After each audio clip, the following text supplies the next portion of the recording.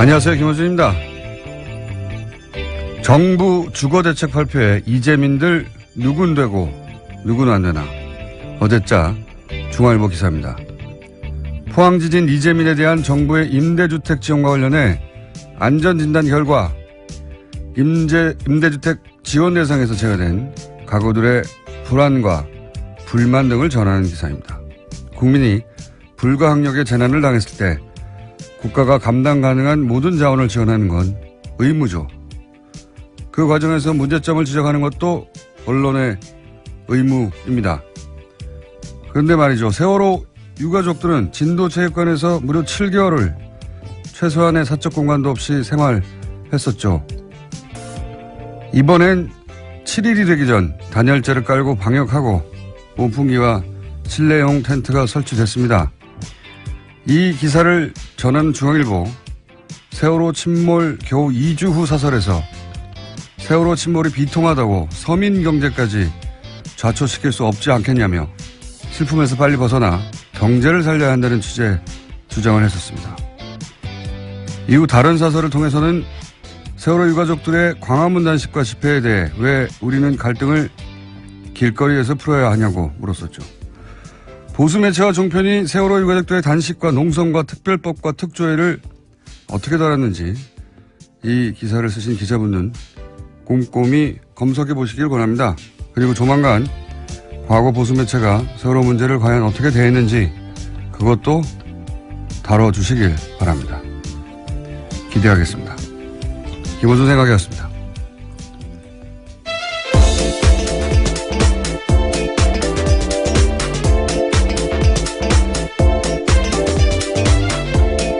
시사인의 김은지입니다.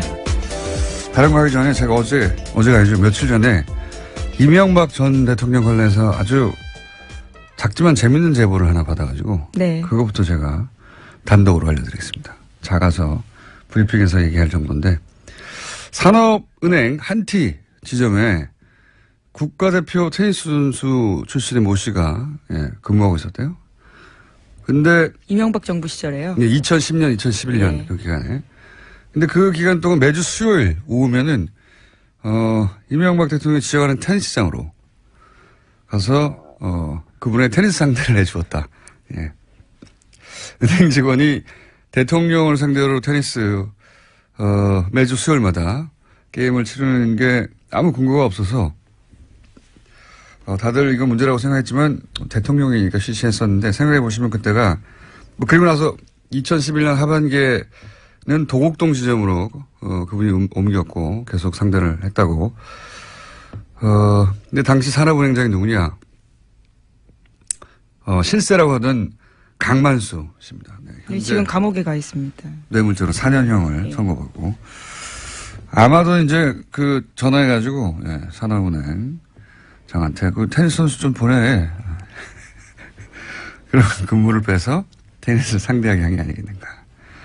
이게 사대강이나 자원외교에 비하면 아주 작은 사건이긴 한데, 이명박 대통령 시절 세상이 어떻게 돌아갔는지, 엿볼 수 있는 사건이라 제가 간단하게 제보를 소개합니다. 네. 예, 그 제보가 사실이라면 매주 수요일마다 비었다라는 것도 눈에 띄는데요. 귀에 들어오는데요.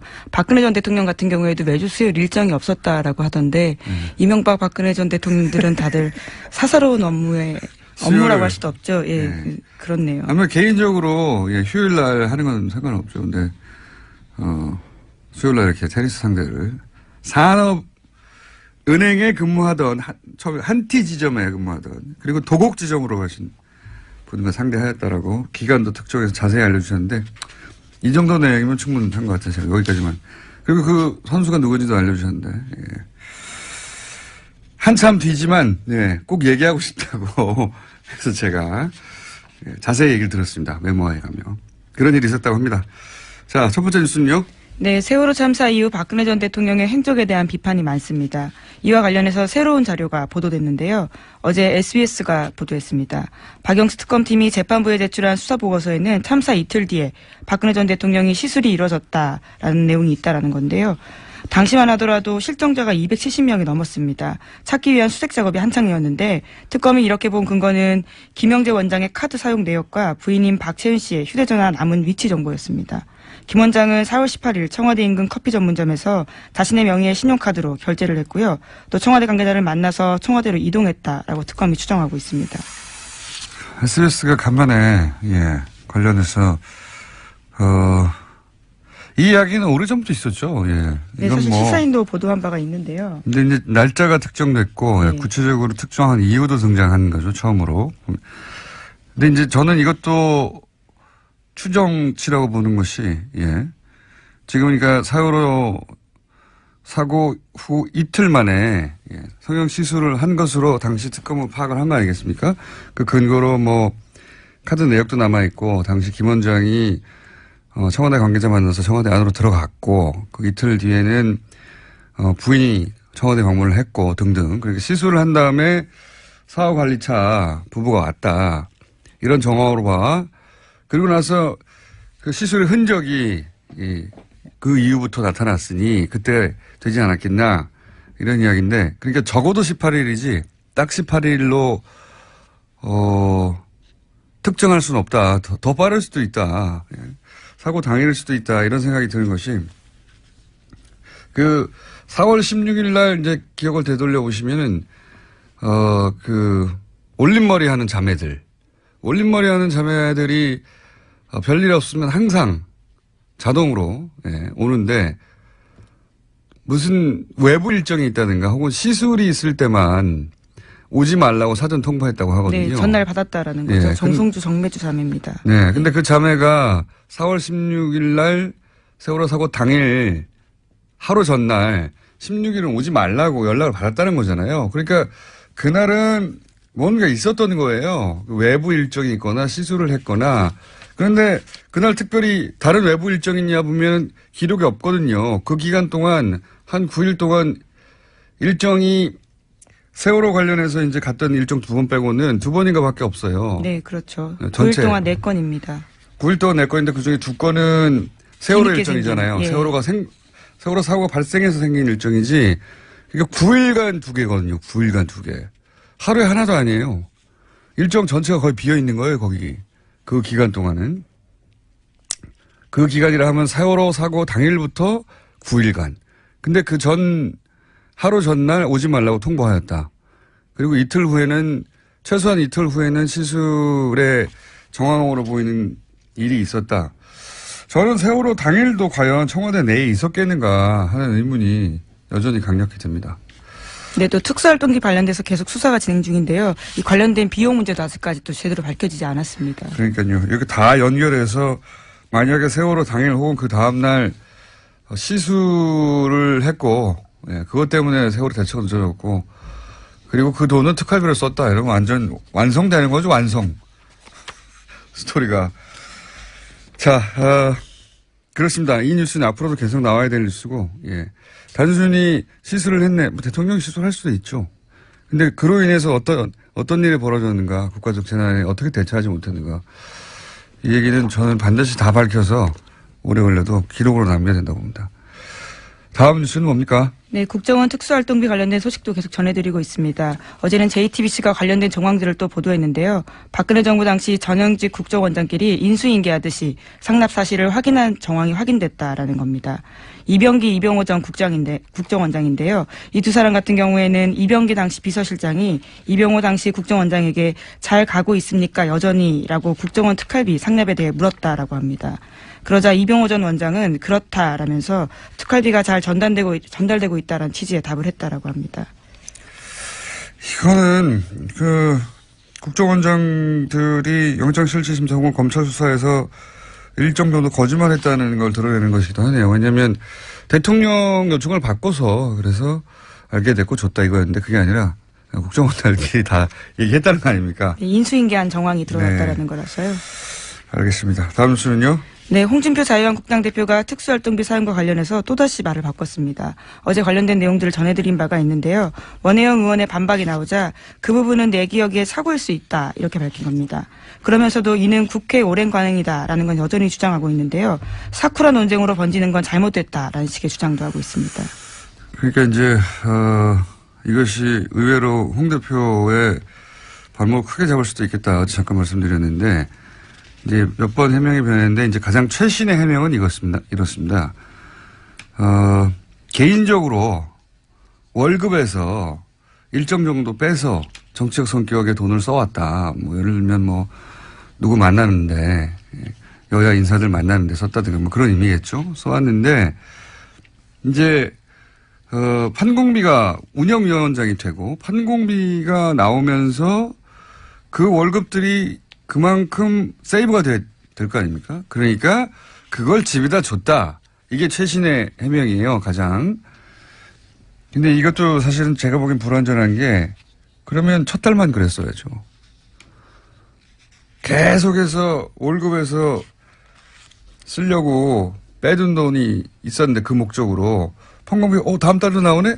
그래서 또 주고 그러진 않았을 거 아닙니까? 그러니까 이 해명도 첫 달만 그랬어야 하고 나머지 달들은 판공비가 계속 나오니까 월급에 따로 뗄 필요가 없잖아요. 그러면 예 그것도 이 해명도 불완전해요. 저는 이 해명이 또 한 번 업그레이드 되지 않으면 크게 발목을 잡을 수도 있겠다.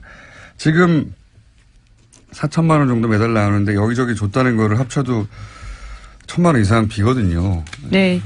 원혜영 의원뿐만이 아니라요. 서가본 당시 의원 같은 경우에도 이 사실에 대해서 부인했습니다. 그런 바가 없다라는 건데요. 10원도 받은 사실이 없기 때문에 거짓으로 거짓을 덮으려고 하지 말라라고 이야기했습니다.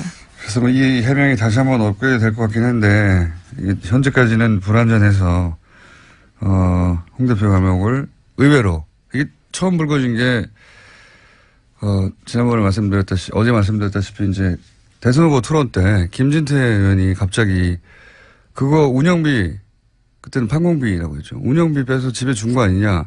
뭘 알고 있었는지 그런 지적을 하면서 그때 나온 해명이 이제 점점 계속 발목을 밟고 있는. 예, 성완종 리스트 때 당시에 한나라당 경선 때 돈 받은 거에 대해서 그렇게 해명을 했거든요. 이제 그것에 대해서 다시 한번 김진태 의원이 문제 제기를 했던 그러니까요. 거죠. 혹시 성완종 때 돈 받아가지고 대선 예, 출마하면서 경선. 대선 경선 출마하면서 기탁금 낸 거 아니냐. 돈 어떻게 마련했냐 기탁금. 기탁금을 어떻게 마련했냐고 얘기하다가 혹시 그때 이 특활비 판공비라 불렀죠. 특활비 일부 빼가지고 그거 모아서 낸 거 아니냐 이런 식의 이야기가 오다가 그때 해명이 한 번 등장했는데 그때 이제 불현듯 당해서 그 해명이 부실했었어요. 그러다가 몇 번에 걸쳐 업그레이드 됐는데 지금 특활비 이 사태로 인해서 다시 이게 불거진 거죠. 예. 이거는 만만치 않을 것 같습니다. 잘못하면. 자, 다음 뉴스는요. 오늘은 네. 순서가 두 게스트가 연이어 2부에 준비되어 있어서 좀 빨리 끝내야 될 것 같습니다. 네, 2008년 BBK 정호영 특검이 다스의 120억 비자금을 찾고도 덮었다라는 의혹은 계속해서 저희도 전해드리고 있는데요. 이와 관련해서 검찰이 사실상 손을 놓고 있다라고 오늘 아침 한겨레신문이 지적했습니다. 서울중앙지검에 보관 중인 특검 수사 기록도 들여다보지 않은 채 시간이 가고 있다라는 건데요. 소위 다스 비자금 공소시효가 3개월 남짓 남았습니다. 검찰 안에서도 신속한 수사 필요하다라는 의견이 나오고 있다라는 겁니다. 이게 공소시효가 내년 2월 21일 날 끝나요. 예, 그러니까 이제 지금으로부터 대략 3개월 남은 거죠. 예. 대략이 아니라 딱 3개월 남았네요. 예. 3개월 남았는데 3개월 이내에 기소 여부가 결정돼야 된다. 이런 얘기고요. 예. 네, 공소시효 관련된 내용은 하나 더 있습니다. 국정원이 최근에 검찰에 수사 의뢰한 2007 남북정상회담 대화록 유출 사건이 있는데요. 이 건 같은 경우에는 공소시효가 한 달도 남지 않았다라고 합니다. 이건 지난 대선 때 일인데 이거는 5년이니까요. 예. 여기 이제 김태호 대외전략기획비서관, 김성환 안보수석, 그리고 김무성 의원도 저는 대상이라고 보는데 이게 한 달도 안 남았어요. 그렇고요. 예. 자, 뭐 제목 두세 개 그냥 제목만 짚고 넘어가야 될 것 같습니다. 예. 네, 오늘 아침 이동관 전 홍보수석의 인터뷰가 중앙일보에 실렸는데요. 눈에 띄는 말들이 많습니다. 특히 문재인 정부를 향해서요. 자신들 적폐가 산처럼 쌓였는데 누가 누구를 청산하냐라는 강한 반발의 이야기를 남겼습니다. 문재인 6개월 동안 이미 적폐 산처럼 쌓였다. 예, 그럼 뭐. 예, 물론 자신들의 적폐라고 했고 문재인이라는 표현은 없는데요. 예. 사실상 문재인 정부를 가리키고 있습니다. 그렇죠. 여기서 자신들이라는 건 그런 거겠죠. 그럼 뭐 5년 한 이명박 전 대통령 때 적폐는 뭐 히말라야 산맥을 이루고 있겠습니다. 지금 문재인 정부의 적폐가 산 하나면 여기는 히말라야 산맥 정도 있을 것이다. 재밌는 말을 많이 했네요. 환부를 매수로 덜어내시듯이 해야지 최소한으로. 네. 그러니까 본인이 그 환부면 어쩌라고 이런 말을 합니까? 어쨌든 그런 인터뷰를 했습니다. 예, 했고. 그리고 보니까, 이런 수도 있네. 통합 관련 이야기. 네, 국민의당이 어제 의원총회 열었는데요. 바른정당과의 통합 문제 놓고 끝장 토론 벌였습니다. 하지만 제대로 결론이 나진 않았는데 안철수 대표는 여기서 통합 추진 공식 선언했지만 호남 의원들이 강하게 반발했습니다.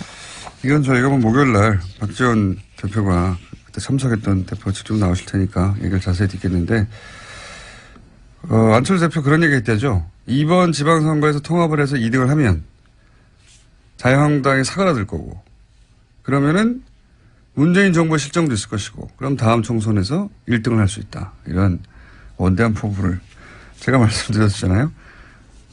결국은 지방선거 실패하고 자유한국당에 사그라들면 거기서 또 떨어져 나온 분들하고 합쳐서 몸집을 불리려고 하는 그런 구사인 것 같다고 해. 실제 그런 구사인 것 같아. 한 말을 보니까. 그 외에 미국 뉴스도 있고 유럽 뉴스도 있는데. 네, 하나만 전해드릴까요? 네. 예, 트럼프 행정부가 지금 AT&T와 그리고 타임워너의 합병을 막아서고 있는데요. 여기에는 CNN 방송에 대한 트럼프 대통령이 적대감이 깔려 있다라는 미국 언론의 분석들이 나오고 있습니다. 이거 굉장히 재밌는 뉴스라서 짧게 말씀드리면,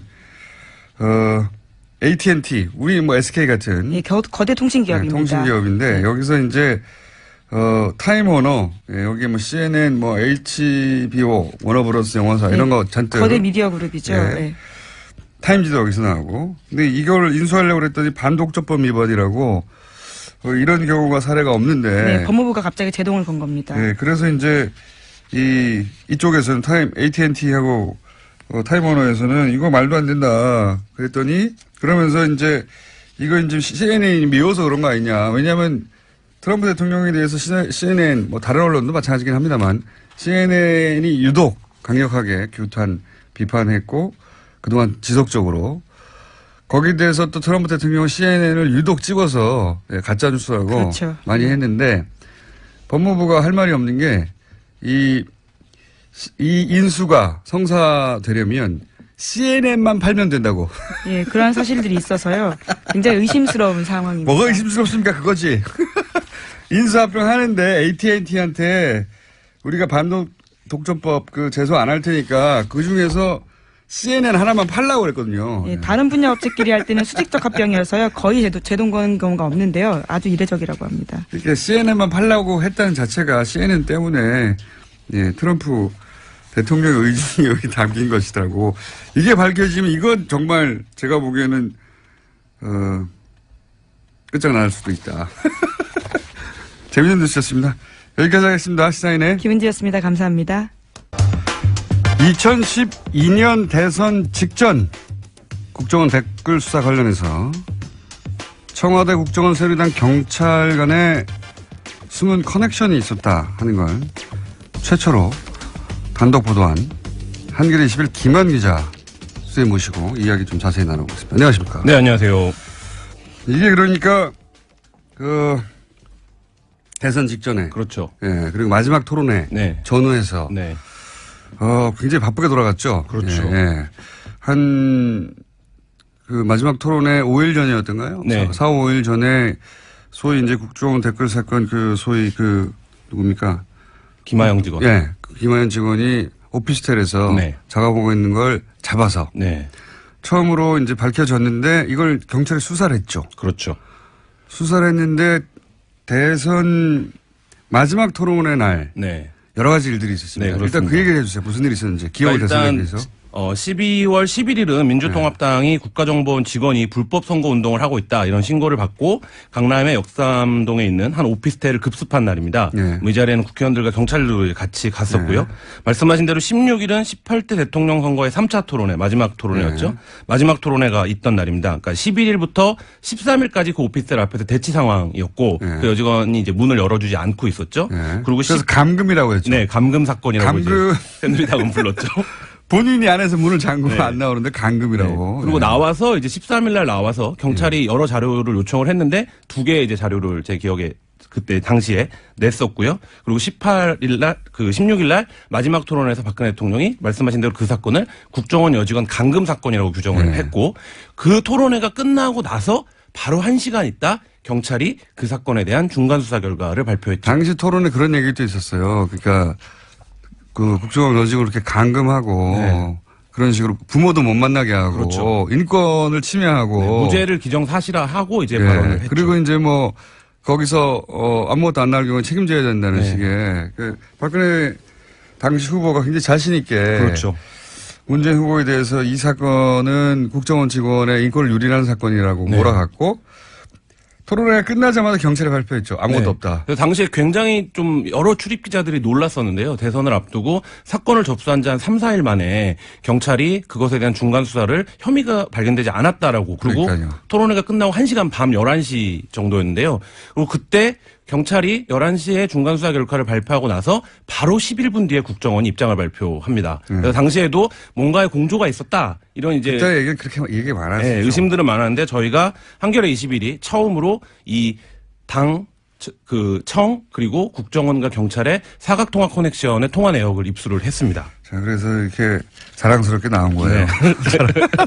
우리 잘했다고. 그때 이제 심증으로만 가지고 있던 네. 이게 어떻게 이렇게 됐냐.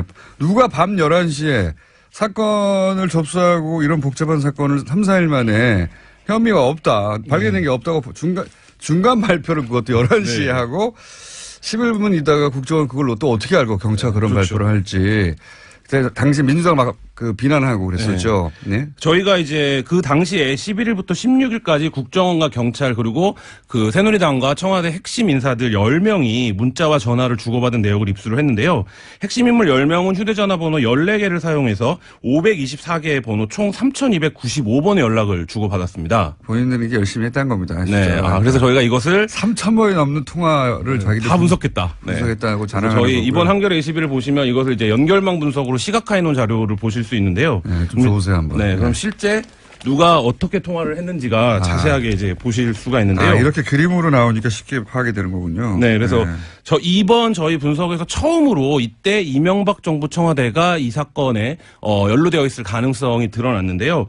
당시 청와대 하금열 비서실장, 이달곤 정무수석 그리고 이하묵의 청와대 비서실장 선임행정관 등이 국정원, 경찰 등과 집중적으로 통화를 했다는 사실을 처음으로 밝혀냈습니다. 이 관계망에 따른 그림을 보면 다른 사람들은 다 추정, 예를 들어 원세훈 국정원장이 등장한 건 당연한 것 같고, 그죠? 국정원 3차장, 국정원 심리전단장, 국정원 2차장 이런 사람들이 이 그림에 등장하는 건 너무 자연스러운데 국정원 국인정보국장까지도. 근데 여기 권선동 새누리당 국회의원이 여기 등장하네요. 예. 그리고 서울경찰청장 김기용 당시 경찰청장 수사부장 서울경찰 수사과장 수사계장 네. 줄줄이 다 등장하는 것도 다 등장하는 것도 네. 자연스러운데 여기서 또 처음 보는 분은 윤상현 네.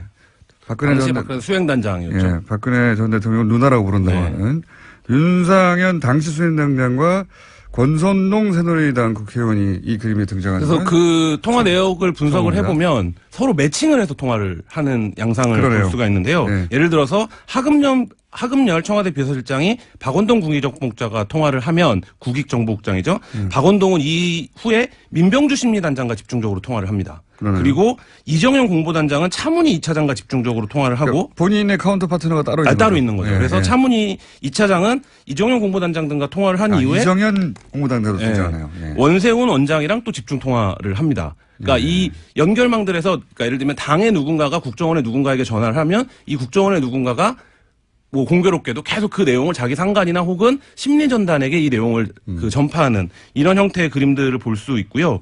당시 이제 권영세 의원이 선대위 종합상황실장이었는데 권상황실장은 뭐 그 통화 기록으로만 보면 종횡무진 활약을 하시는데요. 뭐 김용판과도 직접 통화하고 김용판과 통화한 이후에 뭐가 석연치 않았는지 박원동에게 또 전화를 합니다. 김용판은 당시 서울경찰청 청장입니다. 그렇죠. 예, 청장, 예. 경찰청장과 통화를 하고 박원동 이제 국정원 국익정보국장이나 통화를 하는데요. 이 바빴네요. 네. 권상황 실장은 당일, 그러니까 16일 오후에 이미 무죄 판결이 날 것 같은 취지의 발언을 이제 출입기자들에게 했었었는데요. 그걸 어떻게 알았냐, 뭐 이런 이 부분들이. 그림 그리는 프로그램 뭐예요, 이름? 시각화 프로그램 개피라고 하는데요. 네. 그래서 저희가 이 처음에 입수한 게 이렇게 이름이 있는 문건이 아니라 전화번호만 쫙 있는 이렇게 두꺼운 그렇죠. 저도 그런 거 본 적 있는데 네. 그거 파악하기 진짜 어렵거든요. 관계만. 네, 그거를 저희가 약 3주간의 그 데이터 복원, 백원 그리고 이제 작업을 통해서 그럼 이 완성을 프로그램에 했습니다. 집어넣더니 그림이 나왔다. 아, 네, 그렇죠. 한 3주 걸렸습니다. 네. 이게 전문용어로 노가다, 네. 막노동의 결과물이네요. 정말로. 굉장히 재밌습니다. 그림으로 그려놨더니. 하여튼 엄청나게 서로 통화 많이 했다. 자기들끼리. 예. 뭐 6일 동안 6차례 통화를 아침 저녁으로 전혀 통화를 해야 되지 않아도 되는 사람들이 통화를 한 적 있고 뭐 하루에 5-6차례씩 집중적으로 통화를 한 적도 있고 뭐 그런데요. 근데 저희가 분석을 해보니까 정무가 경찰청장한테 전화하는 건 잘 쏠 수 있는데 정무가 국정원에서 전화하는 건 그렇죠. 말이 안 굉장히 되거든요. 이상하죠. 거기는 근데- 민정 관할이기 때문에 뭐 그런 식의 네. 서로 연락할 일이 없는 사람들이 계속 통화를 합니다. 예. 열심히 많이 통화했네요. 그래서 이달곤 정무수석이 국정원 차문위 2차장과 여세 동안 6차례 통화를 했는데요. 사건이, 그러니까 이게 시간이 재밌습니다. 사건이 벌어진 날 밤 10시 14분, 10시 23분 통화를 하고요. 12월 14일에도 9시 26분, 10시 4분에 2차례 통화를 하는데 모두 이달곤 정무수석이 전화를 거는 겁니다. 그러니까 이 상황을 놓고 보면 최소한 정보를 취합하기 위한 것이거나 수사 지휘를 하기 위한 것이라고 보여지면 최소한 이 당시의 수사의 주도권은 경찰이 아니라 국정원이 갖고 있었다. 이렇게 볼 수밖에 없는 그러네요. 상황이에요. 이 네. 그림 도표 따겠다면 화살표가 누구한테로 가느냐 네. 이것도 나오는군요. 열심히 잘하셨고요. 예. 네, 한겨레 21 보시면 그 그림을 자세하게 보실 수 있습니다. 여러 그림들이 있습니다. 제가 보실 필요 없이 자세히 말씀드릴게요. 혹시 구독할까봐. 정기 구독을 자. 부탁드리겠습니다. 하여튼 재밌습니다. 시각화해 놓으니까 한눈에 들어오네요. 네. 분석을 많이 하셨네, 진짜. 저희가 이제 시간과 장소 분석도 했는데요. 기지국 분석도 따로 있네요. 네, 기지국 분석도 굉장히 재밌습니다. 지도 위에 그려놓으니까 이거 재밌네, 이거. 네. 아, 장소가 나오는데요. 예. 그 반경 500m면 한 100개 정도 이동통신 기지국이 있는데요. 네. 이 가운데 여의도의 정우빌딩이라는 곳에서 이 사람들이 모두 등장합니다. 거의 대부분의 사람들이. 아. 근데 이 정우빌딩은 새누리당 대선 캠프 당사에서 한 140m 정도 떨어진 곳이에요. 그러니까 예를 들면 이 140m 반경에도 한 그 100여 개 이상의 당연히 이제 통신국이 있을 텐데 유독 다 정우빌딩으로 잡힌다는 거죠. 이거는 그러면 일종의 당시 여러 가지 상상이 일어나시죠. 캠프. 네. 그러니까 이게 이제 드러난 캠프가 아니라 네. 은밀한 캠프였을 수 있네요. 왜냐하면 여기에 국정원 차장, 이정현 당시 공보단장, 권영세 당시 종합상황실장, 국정원 대변인, 국정원 심리전단, 국정원장, 서울지방경찰청 청장 김용판 청장. 네. 그러니까 국정원 직원과 경찰청장과 새누리당 의원과 캠프의 인사들 이 다 모인 거죠? 네, 그렇죠. 그래서 저희가 이 통신기록 수사 전문가인 현직 경찰에게 이것을 어떻게 판단하겠느냐라고 이제 물어봤는데 일단 그 정보가 부족하다. 왜냐면 이 앞뒤로 통화를 어디다 했는지를 확인을 해봐야 된다. 일단 다 동선을 모였잖아, 짜려면. 자기들끼리. 그렇죠. 근데 이 정도 기록이면 의지가 있으면 바로 수사를 해볼 수 있는 단계라고 자기는 본다. 이건 안가 같은 것이 있었거나. 네. 네. 아니면 비밀 캠프가 예. 있었거나. 비선 캠프, 비밀 캠프일 수밖에 없어요. 왜냐하면 경찰청장과 국정원의 고위 간부와 새누리당과 캠프의 인사들이 한꺼번에 모였으니까요. 그렇죠. 그리고 뭐 국정원 측에서는 거기에 국회 관련된 무슨 회의가 있었다 이런 식으로 이제 해명을 하고 있는데 제가 보기에는 확인이 필요해 보입니다. 국정원 아지트였을 수도 있겠습니다. 국정원 인사들이 더 많네요. 국정원이 당시에 뭐 국회 정보위원회가 거기서 열렸다거나 이런 부분들을 뭐 추가적인 확인이 필요하긴 한데요. 국정원이 대선 기간에 여의도에 사무실을 운영하는 것도 사실 비정상적인 상황이긴 하죠. 그림을 그리는 게 재밌네요. 그 외에 또 특별한 장소 있나요? 또 한 가지 장소가 드러났는데요. 종로구 창성동 청와대 부속청사 주변입니다. 여기서는 대통령 비서실과 경찰, 국정원의 핵심 인물들이 모두 통화 기록이 잡혀 있는데요. 예를 들자면 12월 10일 아침 청와대 부속청사 기지국에서 하금열 대통령 비서실장이 박원동 국정원 국익정보국장에게 전화를 걸었는데 이 전화를 건 이후에 그 원세훈 국정원장, 하경준 국정원 대변인, 김용판 경찰청장에게 같은 기지국에서 전화를 잇따라 겁니다. 그리고 김용판 청장도 여기서 이제 발신이 잡힌 적이 있는데 청와대 부속청사는 그렇다고 치고요. 이 지도에 나와 있는 대양건설에서는 왜 김용판, 원세훈, 하금열 이런 분들 국정원장과 경찰청장과 대통령 비서실장이 왜 여기 대양건설에서 건물에서. 네. 이걸 왜 대양건설이 무슨 그래서 관계가 뭐 있나요? 김영판 총장은 자기가 거기다 왜 잡혔는지는 모르겠다. 근데 뭐 자기 집에서 전화를 걸면 거기서 거짓말! 잡히기도 한다. 뭐 이렇게 해명을 하긴 했습니다. 네. 자기 집에서 전화를 걸면 대양건설에서 뭐 근처 어디에 사시나 봐요. 그래서 자기 어디로 구체적으로 잡히는지 모르지만 그러면 뭐 기지국 발신까지 그럼 자기가 원세훈 원장도 거기 근처 삽니까? 모르겠습니다. 김영판 청장 그리고 하금열 비서실장도 거기 살고 다 거기 기자가 살아요? 수사권을 갖고 있지는 않기 때문에 수사가 필요한 아, 이거 굉장히 재밌습니다. 네. 이걸 지도에 표시하고 관계망을 그리고 통화 시간을 표시하고 통화가 누구에서 누구한테 갔나 이렇게 그려놓으니까 대략 네. 전체 구도가 이해가네요. 네, 그러니까 예. 이 누가 당시에 지시했고, 예. 그 청와대 개입은 아직까지 이제 구체적으로 드러난 바 없는데요. 대통령 비서실장은 위로 보고하실 분이 한 분밖에 없잖아요. 그분에게 보고하기 위한 거 아니면 사실 문제를 알아볼 필요도 없는 분인데 이분이 직접 통화를 하고 국정원과 이분의 수행을 하는 비서실장의 비서 선임 행정관이 또 국정원과 집중적으로 통화를 하고 뭐 이런 대목들 좀 주목해서 보면 이 프로그램 검찰에 없나요? 검찰이나 있겠죠. 그리고 더 잘 아시지만 그 최동욱 검찰총장 당시에 이 통화 기록을 이미 검찰이 들고 있었습니다. 그래서 최동욱 총장 당시에 최동욱 총장은 이제 후에 퇴임하고 나서 이걸 제출하기로 된 걸로 알고 있었다라고 얘기를 했는데. 근데 제출이 안 됐다. 네, 근데 실제 뭐 최동욱 총장이 법원에 제출이 됐는지 안 됐는지 모르겠다라고 얘기를 했고 이게 제출이 만약에 안 됐던 부분이라면 공소 사실 관련된 사실관계 확립에 좀 다른 판단이 필요하다 이렇게 이제 취지로 얘기를 하기도 했습니다. 그 심야의 발표 과정을 재수사할 수 있습니까? 공소시효가 남았나요? 뭐 공소시효 국정원법 남았네, 조금. 네, 국정원법 한 달. 관련된 네. 그 상황으로 이미 김용판 청장은 무죄를 받았기 때문에 굉장히 당당한데요. 네. 근데 그 당시에 이제 적용했던 혐의가 아니라 국정원법 위반 혐의로 지금 다시 좀 들여다본다면 충분히 처벌이 가능하다 이런 의견들이 많습니다. 이게 정말로 뻔뻔하고 엄청난 범죄인 것이 당시 국정원이 사실 무근 그렇죠. 그러니까 민주당이 당시 야당이 국정원 직원을 감금하고 이런 아무 죄도 없는데 그랬다고 비난하고 뭐 고소고발하고 선거 며칠 전에요. 네. 경찰도 아무 내용이 없다고 나중에 이제 거짓말이 밝혀졌지만 혐의가 없다고 발표하고 국정원이 발표하고 청와대하고 짜고 경찰 국정원 청와대 당시 여당 새누리당이 다 짜고 했다는 거 아니에요. 그렇죠. 그리고 이건 거대한 국가 범죄 아닙니까? 그렇죠. 기억하시겠지만 이 수사를 해보겠다라고 하는 당시 윤석열 검사와 최동욱 청장을 혼외자 보도로 청장을 찍어내고 그다음에 윤석열 검사를 그때 이제 한직으로 보내고 이렇게 해서 검찰도 다 망가뜨린 사건인데요. 그러니까 이건 그냥 넘어가면 안 되는 거 아닙니까? 이 정도 거대한 범죄면 게다가 이거 얼마나 뻔뻔합니까? 지금 국정원이 나중에 밝혀진 걸 보면 이 댓글 사건이 밝혀지면 조직의 존폐가 그렇죠. 최근에 위태로운 사건이라고 하는 걸 뻔히 알고 있었는데도 불구하고 아무 죄 없는데 상대방한테 씌운 거 아닙니까? 아무 죄 없는데 우리한테 왜 이러냐고. 그렇죠. 그리고 그 당시에 그 중간 발표를 통해서 개뻔뻔이네, 개뻔뻔. 네. 그 선거 판례 자체가 뭐 골든크로스가 지났다 이런 분석들이 그 당시에도 있었는데 뭐 그것까지 염두에 두고 경찰도 움직이고 국정원도 플레이를 하고 그 과정에서 모든 상황을 거짓말로 일관을 했죠. 전부 다. 거짓말 정도가 아니라 상대방한테 뒤집어 씌운 거잖아요. 그렇죠. 예. 그 선거 영향을 주려고 모두가 한 몸으로 움직인 거니까 그게 구체적으로 어떻게 밝혔는지는 한겨레 22 말고 이 방송을 들으시면 됩니다.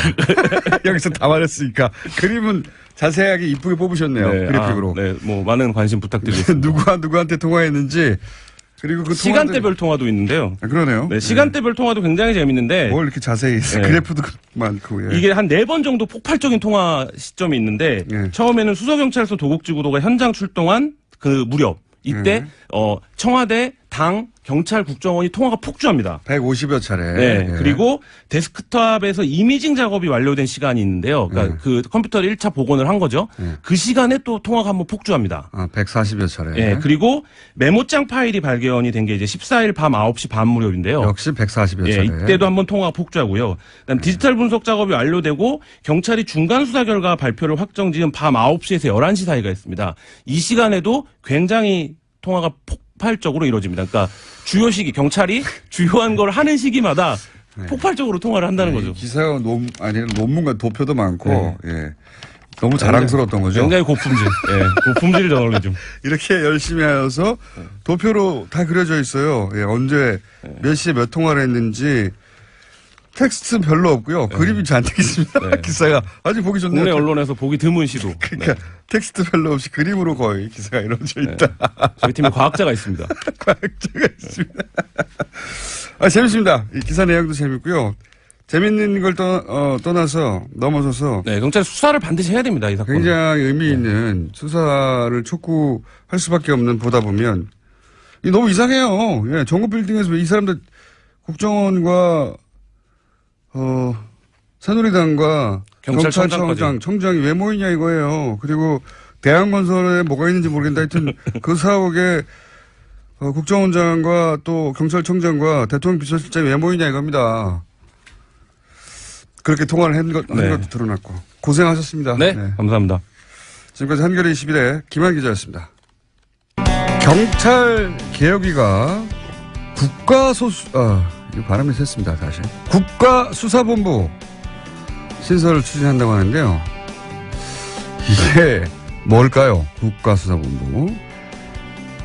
경찰 출신 국회 행안위 소속 더불어민주당 표창원 의원 연결해보겠습니다. 안녕하십니까? 안녕하세요. 예. 여기 생소한 단어입니다. 국가수사본부. 네. 예, 경찰 내 국가수사본부장. 발음이 자꾸 시옷이 연결돼가지고. 이게 뭡니까? 수사본부가? 가장 쉽게 설명드리자면 한국판 경찰 FBI라고 이해하시면 가장 쉬울 것 같고요. FBI요? 잠깐만요. 네. FBI라는 거는 이제 미국은 주정부가 따로 네. 있어서 각 예. 주별로 이제 경찰 시스템이 조금씩 다른데 그게 아니라 네. 전국에 걸친 연방 범죄가 있을 거 아닙니까? 큰 범죄들. 그렇죠. 예, 그 범죄를 범죄만 다루죠. 예. 예. 그런 이렇게 납치를 했다든가 유괴했다든지 뭐 여러 가지 마약이라든가 그런 전국을 상대하는 범죄는 주 경찰이 관할하지 않고 이제 FBI라고 하는 곳에서 중앙에서 관할하잖아요. 네. 거칠게 말하자면 정리하자면 예, 그렇죠. 예. 그런 것처럼 이 국가수사본부는 수사에 관한 한 여기서 다 한다 이런 겁니까? 그러니까 FBI하고는 많이 다르죠. FBI는 법에 정한 200여 가지 범죄 사건에만 관여할 수 있고요. 예. 일반적인 범죄 사건 수사는 미국은 주경찰, 시경찰, 또 카운티, 군경찰이 따로 다 알아서 하는 거죠. 예. 그러니까 그런 의미에서는 조금 차이가 있다. 그 위의 모델은 예. 차이가 크죠. 그러니까 전국에 있는 모든 수사를 국가수사본부가 관장을 하는 겁니다. 예. 자, 그럼 제가 잘 이해했나요? 그러니까 경찰청장이나 기존의 경찰서장, 지방경찰청장 등은 행정경찰, 그러니까 지휘만 하는 경찰이지 수사에 관여해서는 안 된다는 것이고요. 아하. 조금 전에 지난 2012년 연말에 있었던 국정원 개입 사건에 대한 그 경찰의 잘못된 발표 관련한 인터뷰 하셨잖아요. 예. 그 당시에 김용판이라는 사람이 서울경찰청장이었고요. 예. 이 사람이 개입을 해서 거의 그 수사경찰서와 서울경찰청 사이버 수사를 왜곡시켰다는 의혹을 계속 우리가 가지고 있지 않습니까? 네네. 이걸 막는 원천적인 방법이 뭐냐? 그러한 수사를 잘 모르는 행정지휘관들이 수사에 개입하지 못하도록 하자. 이것이 출발점입니다. 아하. 그러면 수사경찰만 따로 두어서 수사경찰의 가장 높은 우두머리는 수사만을 하는 수사 전문가가 개방형으로 임명이 되고 경찰청장이나 지방경찰청장, 경찰서장 등의 지휘 행정경찰들은 수사에는 전혀 구체적으로 관여하지 못하도록 하자. 이것이 가장 핵심 골자라고 보시면 됩니다. 아하. 그러니까 수사를 독립시켜서 경찰이 많은 일을 합니다만 네. 그중에서 수사의 부분을 완전히 독립시켜서 국가수사본부장이라는 걸 뒀다. 그게 그렇습니다. FBI하고 비슷한 점도 있고 차이점도 있는데 비슷한 점은 이제 전국을 한 곳에서 통화를 한다는 거고 수사를. 그렇죠. 네. 차이점이 있다면 FBI는 연방 범죄를 따로 규정해 뒀는데 여기는 그게 아니라 전국에 있는 모든 수사는 다 하는 것으로. 네. 그렇습니다. 네. 그렇게 이해하면 되는군요. 그러면 권한은 경찰청장과 국가수사본부장의 직위는 동등한가요? 네, 지금 경찰개혁위원회의 안으로는 차관급으로 동등한 것으로 두고 있는데, 그래서 일단은 경찰청장의 인사적인 예산적인 지휘와 통제하에 있는 것으로 상정하고 있는 것입니다. 좀 애매한 부분도 있군요. 이게 새로운 제도가 만들어지면 이제 처음부터 완벽할 수는 없긴 한데, 기본적인 컨셉은 이해했습니다. 그러니까, 경찰청장이 이 수사에 개입하지 마라. 수사에 너무 개입해 왔으니 분리하자. 그래서 국가수사본부장을 따로 두자라는 방안이 나왔고요. 거기는 완전히 독립적으로 수사만 하도록 하자. 이런 거죠. 네네. 그렇습니다. 예. 그런데 이게 정말 완벽하게 구분이 되느냐? 상식적으로 그런 질문을 하겠네요. 그렇죠. 인사 문제가 있고 비위 행위에 대한 감찰, 징계, 행정적인 요소가 엇갈리고 승진이라든지 예. 조직 인력의 배분 그런 부분에 있어서 여전히 그러니까 전체적이고 그 추상적인 관여는 가능하기 때문에 영향력을 미칠 수는 있는 거죠. 경찰청장이. 직접 지시는 못하더라도 그렇죠. 영향력으로부터 완벽하게 자유롭지 못할 가능성이 있다. 여전히. 그렇죠. 예. 예. 이걸 만든 이유는 이제 지금까지 얘기했듯이 결국 수사에 개입하지 못하고 정치가 개입하지 못하고 혹은 정치로부터 네. 영향을 받은 경찰청장이 개입하지 못하도록 분리를 한 거고 그 이유는 그 이유는 알겠는데 이게 이제 결국은 검찰로부터 수사권 기소권 분리해서 받으려고 하는 거잖아요. 그렇습니다. 그 이전에 경찰 내부가 이렇게 수사권이 독립되어도 뭐 부패하거나 다른 영향으로부터 자유로울 수 있는 구조를 먼저 만드는 거죠, 이게. 그렇습니다. 그것이 그 검경 수사구조 개혁, 경찰 수사권 독립의 전제 조건으로 법조계와 법학계 등에서 제시한 가장 중요한 첫 번째 필수 요건이었으니까요. 이게 현재는 개혁 방안으로 제시가 된 건데 실제 이렇게 설치가 되고 진행이 됩니까? 그 문제는 이제 국회 차원의 문제로 이제 넘어오게 되죠. 국회 차원의 경찰개혁위원회 안을 경찰청에서 공식적으로 이제 확인을 했고요. 동의한다라고 했고, 그게 정부 법안 형태로 아예 만들어져서 넘어올지, 아니면 그런 안을 제시해서 우리 의원들 중에 누군가가 의원 입법으로 제시할지, 그 두 중에 하나의 절차가 남았고요. 그 다음에는 이제 우리 당에서 이것을 당론으로 채택해서 받아들일 것인지 여부와 다른 당들이 여기에 동의할 것인지, 그래서 국회 차원의 이제 논의가 시작되는 좀 복잡한 절차가 아직까지 남아 있습니다. 그렇군요. 실제 이게 이제 입법화되고 이렇게까지 되기까지는 시간이 걸리겠네요, 아직은. 그렇습니다. 네. 그 과정에서 지금 원안이 좀 변할 수도 있을 것 같고요, 그죠? 그렇죠. 네, 좋은 방향으로 보완될 수도 있을 것 같고, 예. 맞습니다. 네. 네, 지금 현재 나온 아이디어는 경찰청장과 차관급으로 같은 대우네요. 동급의 국가수사본부장을 분리해서 여기는 완전히 수사만 하는 조직으로 만들고 일반 행정과 다른 업무들은 다 경찰에 그대로 유지하고, 그죠? 그렇죠. 네. 경찰청 여기 이제 자치경찰제가 그 또 하나 계획되어 있으니까. 자치경찰제는 뭡니까? 지방에서 그 독자적인 경찰 조직을 운영하는 거죠. 지방에서 독자적인 경찰 조직을 운영한다는 게 무슨 의미죠?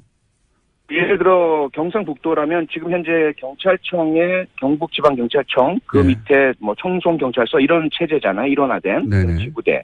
그런데 그게 이제 중앙 집권적이고 지역 실정에 맞지 않고 그리고 비대한 경찰 권력의 핵심이기 때문에 지방 분권화시켜서 지역 실정에 맞는 경찰 제도를 운영하자. 이것이 이제 지방자치경찰제고요. 그것이 수사권 독립의 전제 조건이다. 경찰이 너무 비대하면 수사권까지 쥐면 문제가 되니까 파쇼가 되니까. 그래서 제주도에서 시험 실시를 해봤고 이것을 전국적으로 확대해서 각 지방 광역단위죠. 도와 광역시에 자체적인 경찰을 두는 겁니다. 근데 그렇게 되면 이제 기존의 국가경찰청 그리고 새로 신설되는 국가수사본부, 지방자치경찰 이 세 개의 경찰이 존재하게 되는 거죠. 지금은 하나밖에 없는데. 일반인들의 입장에서는 내부 사정을 잘 모르니까 굉장히 복잡합니다. 복잡합니다. 복잡하고요. 여기 이제 경찰이면 다 같은 경찰인 줄 알았는데 다른 경찰이 생기는 거네요. 그렇죠. 권한이나 소속이나 이런 부분에서 차이가 나는 세 가지의 경찰이 존재하게 되는 것입니다. 당신 일반 경찰이야, 자치경찰이야, 국가수사본부 소속이야 이렇게. 그렇죠, 그렇습니다. 네. 국가수사본부가 사실은 범죄자한테는 가장 무서운 데고, 그죠? 가장 무섭죠. 범죄자뿐만 아니라 범죄 혐의를 받을 수 있는 모든 사람들에게 일단은 국가수사본부에서 나에 대해서 의심을 갖고 있다. 그러면 이제 상당히 무서워지는 거죠. 알겠습니다. 일단 개념은 이해했고요. 이 사안은 일반 국민들 생활에 영향을 미칠 것 같아서 한번 짚어봤습니다. 오늘 말씀 여기까지 듣겠습니다. 네, 고맙습니다. 자세한 이야기는 또 하기로 하죠. 진행되면서. 네네. 지금까지 표창원 의원이었습니다.